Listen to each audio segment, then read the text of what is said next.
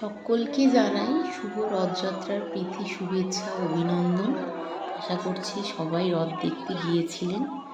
প্রতি বছরের মতো এবছরও আমি আর আমার মা বিকালের দিকে আমাদের এখানে হ্যাতালখালি বলে একটা জায়গা আছে, সেখানে রথ হয়, সেখানে প্রতি বছর দেখতে যাই। এবছরও রথ দেখতে গিয়েছিলাম।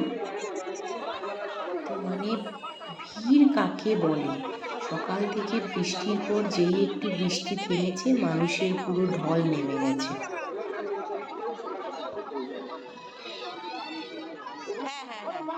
তো ঠাকুরের জন্য মালা কিনে সেই মালা ঠাকুরের কাছে গিয়ে অর্পণ করে ব্রাহ্মণদের হাতে দিয়ে একটা মালা আমরা প্রতিবারের মতো ঘরে নিয়ে আসি ঘরের ঠাকুরের জন্য। তো সেখান থেকে একটা মালা নিয়ে এসে আর দুটো মালা ওনাদেরকে দিয়ে একটু ঘোরাঘুরি করছিলাম। এত সাবধানে ঘুরতে হচ্ছিল যে বলার বাইরে, চারিদিকে কাদা, ভর্তি পুরো জল। আর আমার মা যেখানেই যায় সেখানে গেলেই তো মা ভোগ পাই। শেষে একটা মালা ছিল, সেই মালাটা মা আমাকে প্রত্যেক বছর সেই ছোট্টবেলা থেকে এরকম পরিয়ে দিয়ে আসছে।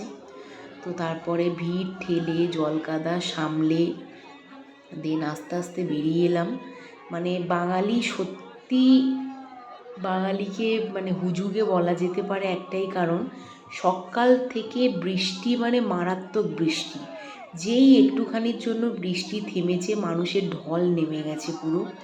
আর যারা সব বিক্রি বাট্টার জন্য বসেছিলেন তাদেরও মুখে একটু হাসি ফুটেছে, কারণ বৃষ্টি থেমেছে, মানুষজন আসছে, কিনছে। চারিদিকে ফুচকা, ঘুগনি, আইসক্রিম, এগরোল, সব কিছু বাদ নেই, সব বসেছে। আর বিশেষ করে জিলিপি আর পাঁপড় ভাজার দোকান তো রয়েইছে। আর রথ মানেই হচ্ছে জিলিপি, পাঁপড় ভাজা, কাঁঠাল, সব কিছু মিলেমিশে একাকার। তো এদিকে একটা কাকু দেখছিলাম বেশ গরম গরম জিলিপি ভাজছিল, কিন্তু যা হয় আর কি, বেশি লোকজন হলে, বেশি ভিড় হলে কোয়ালিটিটা ভালো হয় না। তো কাঁচা মতোই সব কিছু ভেজে আর দিয়ে দিচ্ছে। তো ওখান থেকে আর নিইনি।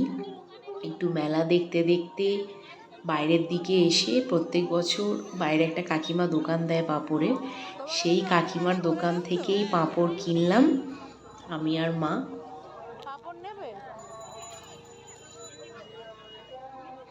তো এই যে সেই কাকিমাটার দোকান, কাকিমা পাঁপড় ভাজছে, আমি আর মা এখান থেকে পাঁপড় কিনে টুকটুক করে পাঁপড় খেতে খেতে আমরা বাড়ির উদ্দেশ্যে রওনা দিই।